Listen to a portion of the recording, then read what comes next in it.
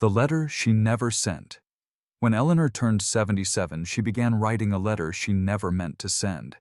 It started like this: "Dear Michael, if you're reading this, then I'm not where I want to be." She was sitting alone in a room she didn't recognize, surrounded by polite nurses and ticking clocks. Her family meant well. After her fall, they thought the best place for her was a facility with round-the-clock care. But for Eleanor, something inside her had quietly unraveled the day she handed over her house keys. It wasn't about the food or the staff. It was the sound of someone else deciding when she would wake, when she would eat, and even when she would be allowed visitors. She felt invisible in the safest place on earth. This story isn't about tragedy, it's about alternatives, 7 paths she could have taken instead. Paths that thousands of older adults around the world are now choosing.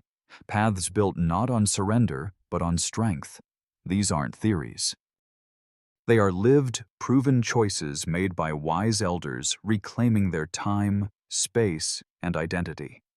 If you or someone you love is standing at a crossroads, thinking that a nursing home is the only road left, then stay with me, because this story may change everything. Section 1. The quiet fear no one talks about. Why nursing homes aren't the only path anymore. For many older adults, there's a moment they never forget. A conversation at the doctor's office, a fall that shakes their confidence, or even a concerned look from their adult child. And suddenly, the phrase nursing home enters the room like an uninvited guest.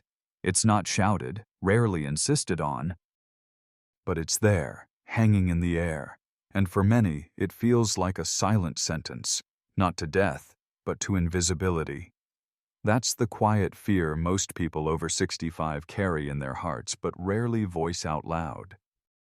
The fear that aging will rob them not just of strength, but of choice, that they'll one day be reduced to a bed behind a curtain waiting for a nurse's schedule to dictate their day, that the years they worked to build a life, the home they decorated, the garden they watered, the books they loved, will all be left behind in the name of safety. And here's the cruel twist. It doesn't come from malice. It comes from love. Children want to protect their parents. Doctors want to reduce risk. But in trying to avoid danger, we sometimes erase the very thing that gives life meaning, the power to choose how we live. But here's what's changing. Quietly, slowly, beautifully. Around the world, older adults are saying, no. Not yet. They are rewriting the narrative. They are choosing alternatives that are not only safer but more connected, more dignified, more vibrant. Take Eleanor, 74, from Santa Fe. After a minor stroke, her children gently suggested a senior living facility, but Eleanor, a former painter and amateur violinist, didn't want her final chapter to be muted. So instead, she explored another path, staying in her home with part-time support. With a rotating schedule of home aides and a local senior transportation network, Eleanor now gets to sleep in her own bed, paint every Thursday with her old art group, and enjoy Sunday dinners on her back porch with her grandkids. Her home didn't become a risk. It became a sanctuary. Eleanor's story isn't rare anymore. In fact, it's part of a rising tide of seniors choosing to live outside the walls of traditional care. Not because they're in denial, but because they understand that there is more than one way to be safe, and there is more than one way to age with honor. Nursing homes have their place. For those who need 24-hour care or intensive medical supervision, they can be a lifesaver. But they shouldn't be the default, not when we have options, not when we have imagination, and certainly not when we have dignity to protect. Over the next sections, we'll explore 7 powerful alternatives to traditional nursing homes. Some will feel simple, others surprising, but all of them share one truth. Aging doesn't have to mean disappearing. It can mean deepening, growing, even becoming more alive in ways we didn't expect. You've lived a full life, full of choices, full of passions, full of stories. Why should that stop now? Section 2. Living with family. A new kind of togetherness. For some seniors, independence doesn't mean being alone. It means having the power to choose who they're surrounded by. And in recent years, more and more aging adults have chosen a familiar path with a new twist. Moving in with family, but with purpose, structure, and mutual respect. This isn't the outdated stereotype of the elderly parent being shuffled into the spare bedroom. This is a renaissance of intergenerational living, reimagined with dignity. Let's meet Eleanor. Eleanor was 74 when her husband passed away unexpectedly. Their home, once filled with shared routines and laughter, suddenly became echoing silence. At first, she resisted the idea of moving in with her daughter Claire and her family. "I didn't want to feel like I was intruding," she admitted. "I'd rather sit alone in my grief than become a burden." But Claire had a different idea. Instead of offering her childhood bedroom, Claire worked with Eleanor to design a private living space above their detached garage, complete with a kitchenette, garden view, and separate entrance. "We wanted her to have independence," Claire said, "but also feel close when she wanted connection. That's the key to this arrangement: independence with community." Studies from the National Institute on Aging show that older adults who live in multi-generational homes with proper boundaries report higher levels of emotional well-being and lower rates of cognitive decline. But boundaries are essential. The most successful families treat this arrangement as co-living, not caretaking. Everyone contributes. Everyone respects space. Everyone communicates. For Eleanor, the benefits went far beyond convenience. She started helping her grandchildren with their school projects, joined family dinners on Fridays, and even became the unofficial story keeper of the household. "It gave me purpose again," she said. "I wasn't just surviving, I was part of something." And Claire? She didn't feel burdened, she felt grateful. "Mom brings calm to our busy house," she explained. "Her presence helps our kids slow down. They listen more. They ask more questions. They see her." But let's be honest, this doesn't work for everyone. That's why communication upfront is crucial. Families who thrive in this model are the ones who set clear expectations from day one. Who cooks? Who cleans? What quiet hours are sacred? What privacy is non-negotiable? These aren't minor details, they're the foundation of respect. The biggest myth is that this living arrangement means giving up freedom. In reality, for many seniors, it means reclaiming it. Instead of sitting in a nursing facility surrounded by strangers, you're sipping tea while watching your grandchild learn to walk. Instead of wondering who will help when the stove breaks, your son-in-law is already fixing it. That kind of day-to-day support builds not dependency, but trust. There's also a growing movement to formalize this setup through architectural innovation. Builders across the U.S. now design granny flats and in-law suites with separate entrances, ADA-compliant bathrooms, and thoughtful layouts that prioritize both privacy and proximity. It's not a compromise, it's an upgrade. In the end, what Eleanor discovered wasn't just a new address, it was a new chapter. And she's not alone. A 2024 Pew Research study found that over 40% of Americans aged 65 plus now prefer some form of intergenerational housing, especially when it allows them to keep their routines, dignity, and relationships alive. Because let's face it, connection is the greatest medicine. And for many seniors, home isn't a place on a map. It's where love lives, laughter echoes, and the kettle is always warm. Section 3. Aging in place with smart home modifications.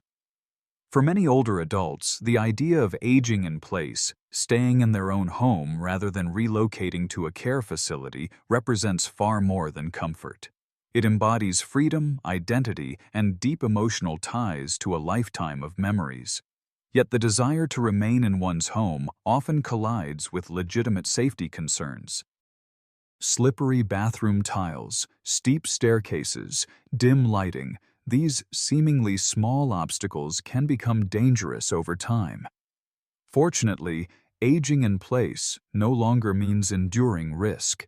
With today's home modifications and technology, seniors can stay exactly where their hearts reside while regaining confidence, mobility, and safety.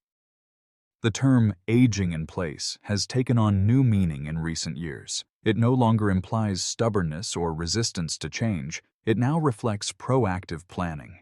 Seniors across the globe are taking control of their environments, retrofitting their homes to meet changing physical needs, and using innovations to enhance independence rather than surrender it. Let's talk about the power of small changes. One of the most transformative improvements seniors can make is the installation of grab bars in high-risk areas like bathrooms and hallways. These sturdy additions may seem simple, but their impact is profound. They provide support when getting in and out of the shower, navigating around corners, or rising from the toilet, preventing thousands of falls annually. Walk-in bathtubs and curbless showers eliminate the dangerous act of stepping over high edges, which becomes increasingly risky as balance deteriorates. Combined with non-slip flooring, the bathing space transforms from a hazard zone to a sanctuary. Stair lifts are another game changer for seniors living in multi-level homes. As joint pain, muscle weakness, or vertigo sets in, climbing stairs becomes not only painful, but perilous. Installing a stairlift ensures that every floor of a beloved home remains accessible, removing the emotional burden of potentially moving out. Then comes lighting, an often overlooked but vital modification. Motion sensor lights that illuminate dark hallways or stairwells can prevent the missteps that lead to injuries. Seniors who wake up during the night no longer fumble for switches or stumble in shadows. Good lighting, quite literally, saves lives. But the innovations don't stop at hardware. Smart home technology is quickly becoming a silent guardian for those choosing to age in place. Voice-activated assistants like Amazon Alexa or Google Home allow seniors to make phone calls, turn on lights, adjust thermostats, or even control appliances, all without moving from their chair. These tools are more than just convenient. They are empowering. They reduce dependence, increase safety, and often add a delightful sense of modern ease. One standout feature in this tech evolution is the automated medication dispenser. Missed doses can have serious consequences, especially when managing chronic conditions like hypertension or diabetes. These smart dispensers alert users when it's time to take medicine and can even notify a caregiver if a dose is skipped. It's a layer of protection wrapped in convenience. Consider also the emotional benefits of aging in place with smart modifications.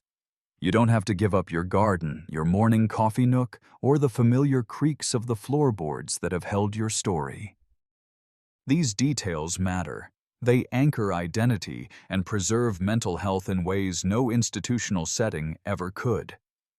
Take Linda, a 79-year-old widow who lived alone after her husband passed. A minor fall in her bathroom left her shaken, fearing the next incident might be worse. But instead of moving into a facility, her daughter helped her transform the house. Grab bars were installed. The old tub was replaced with a walk-in model. Smart lights were placed throughout the house, and a wearable alert system ensured she could call for help if needed. "I'm still in my home," Linda said. "But I feel like it's finally working with me, not against me." That's the key. Aging in place isn't just about staying put, it's about adapting proactively. With the right changes, the home you love can continue loving you back. Section 4. Multigenerational living with clear boundaries. Not every solution to aging gracefully lies in solitude or institutionalization. In fact, one of the most emotionally rich and spiritually nourishing alternatives to nursing homes is living within a multi-generational household, but with a critical twist: boundaries. This is not about moving in with your kids and quietly fading into the background. No, it's about redefining what family living can look like, creating a dynamic where older adults contribute meaningfully while also preserving their personal autonomy. For many seniors, the idea of moving in with their adult children stirs up conflicting emotions. There's love, yes, but also the fear of being a burden, of disrupting routines, or of surrendering too much independence. That's where the beauty of intentional structure comes in.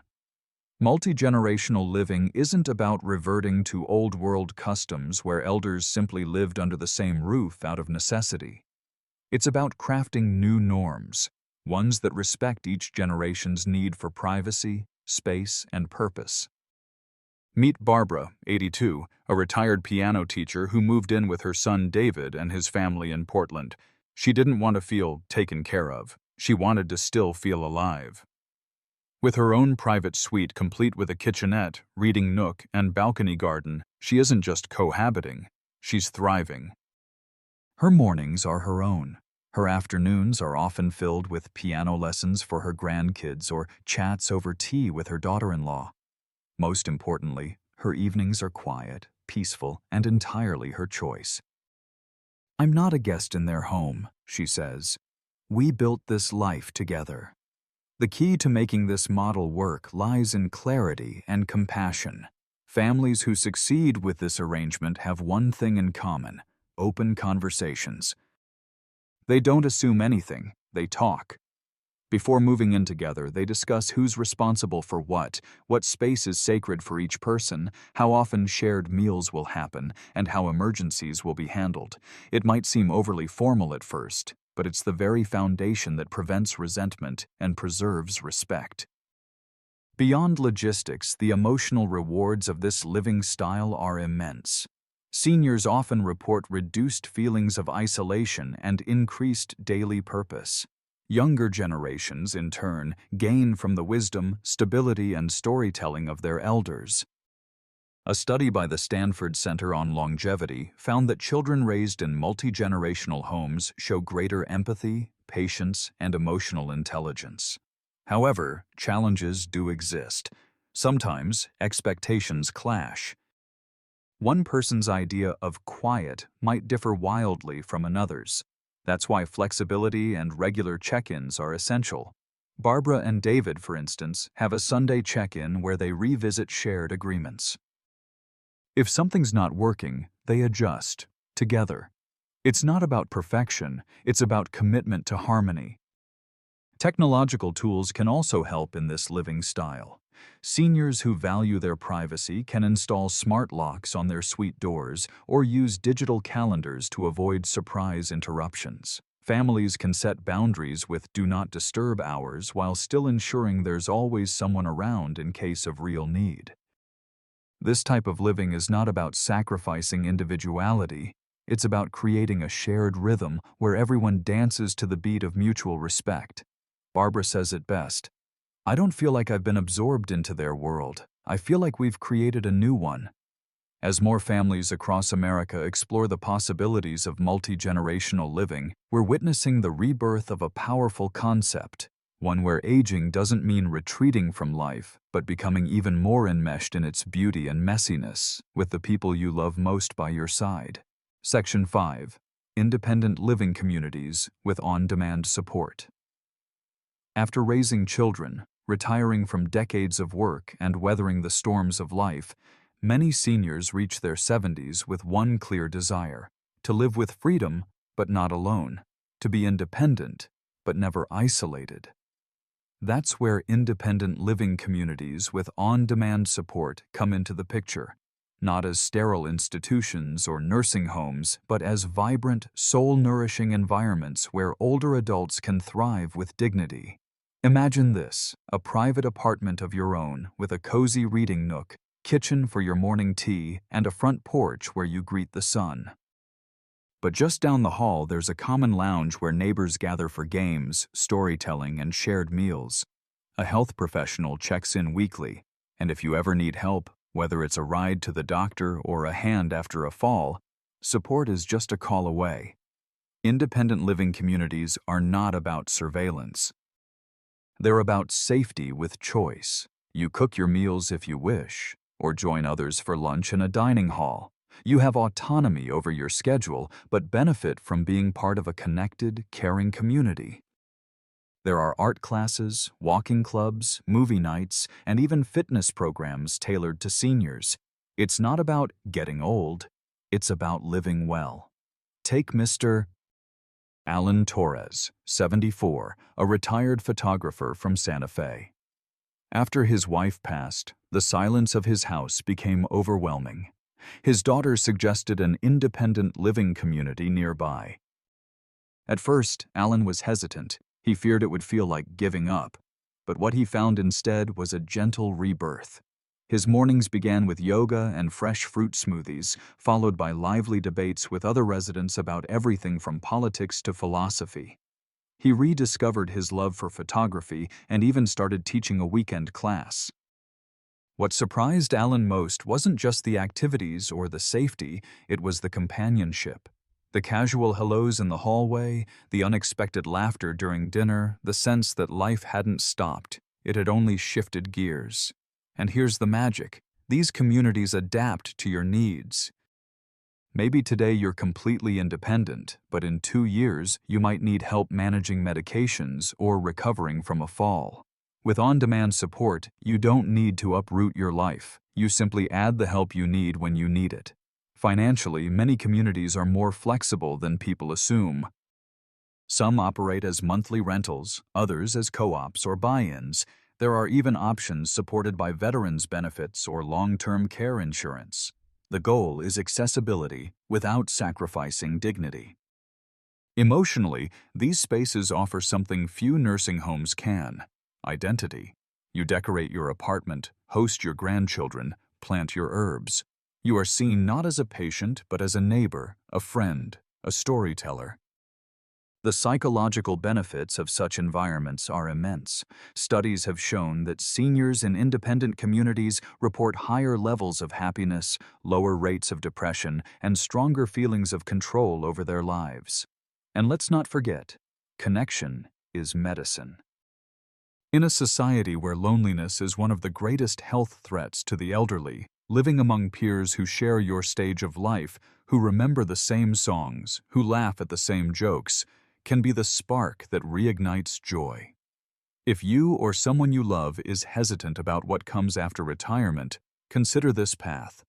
Not as a fallback, but as a forward step, a new chapter rich with community, comfort, and choice. Section 6. Aging in place with smart home technology. Growing older doesn't have to mean giving up your independence or your peace of mind.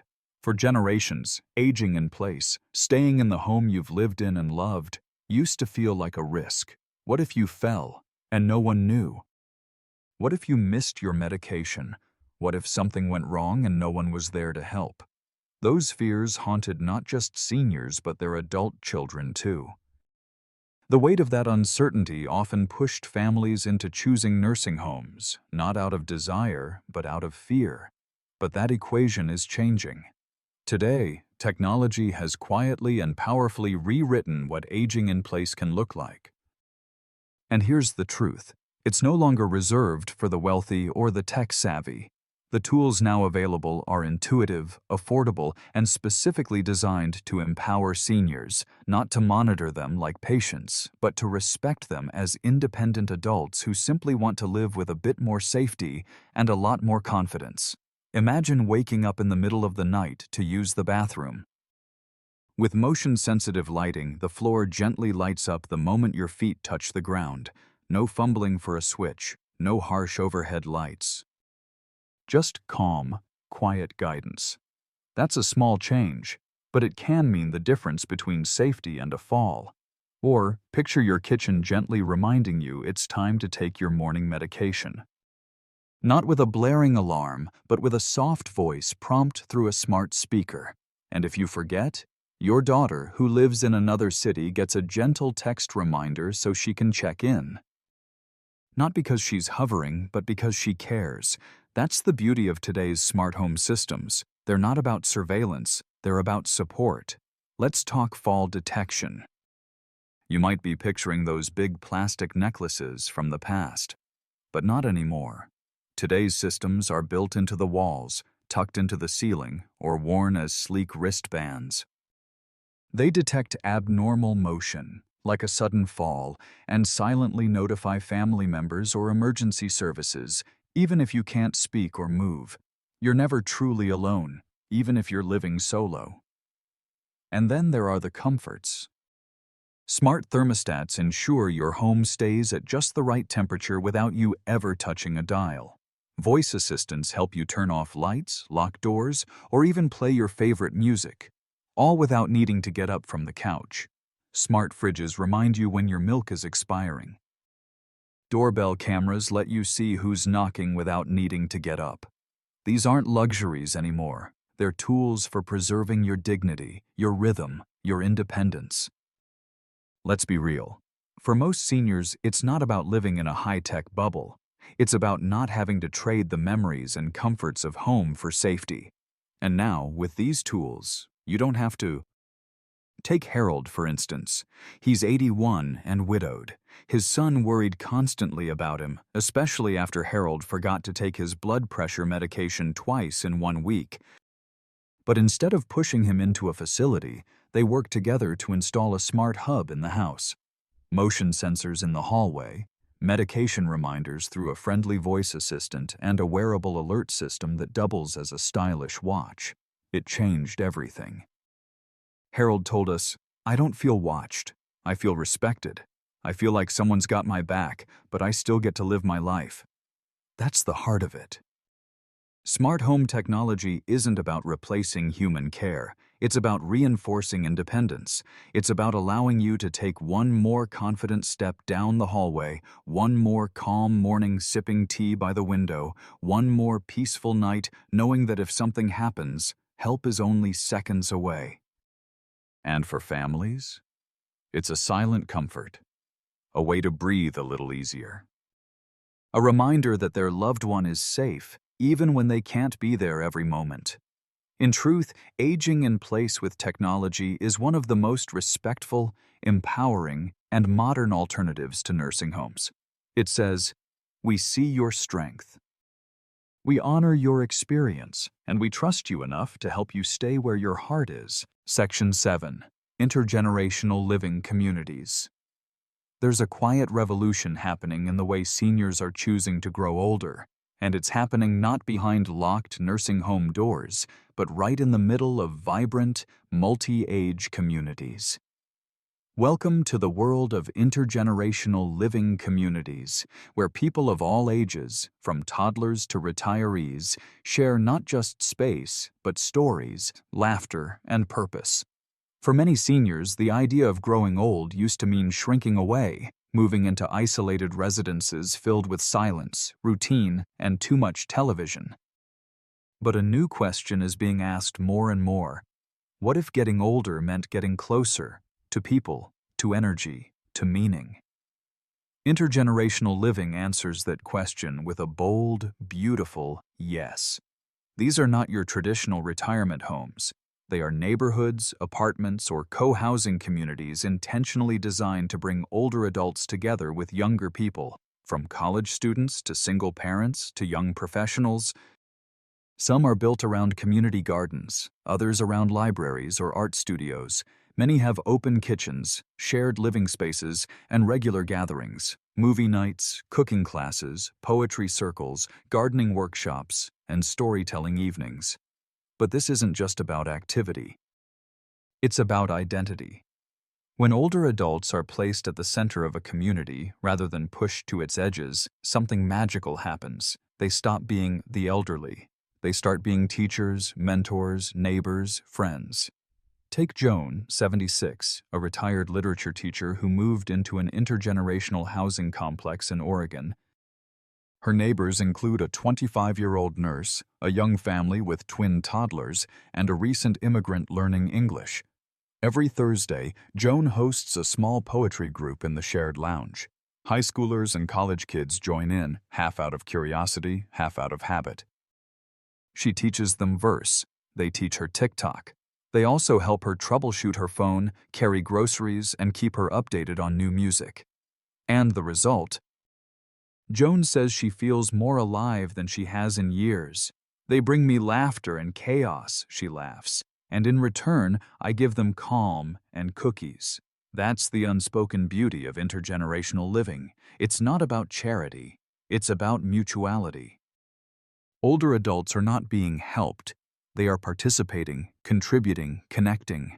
Their presence fills a need in the community that can't be filled by anyone else. Wisdom, patience, storytelling, stability. And what about the younger people? The benefits are equally profound. Studies show that young adults who live in intergenerational communities are more empathetic, more grounded, and better equipped to face life's challenges. They develop a deeper respect for aging and a greater sense of responsibility to care, not just for people, but for the world around them. In fact, neuroscientists are finding that regular intergenerational interaction slows cognitive decline in seniors and reduces feelings of isolation and depression. Meanwhile, the same contact helps younger individuals build stronger emotional intelligence and community values. It's no wonder more developers, city planners, and nonprofits are starting to invest in these spaces. In some communities, seniors can volunteer a few hours a week in exchange for lower rent. In others, they mentor teens or help with community events. In every case, they are valued, not warehoused. Let's be real, this model won't work for everyone. It requires a mindset shift. You'll be around noise.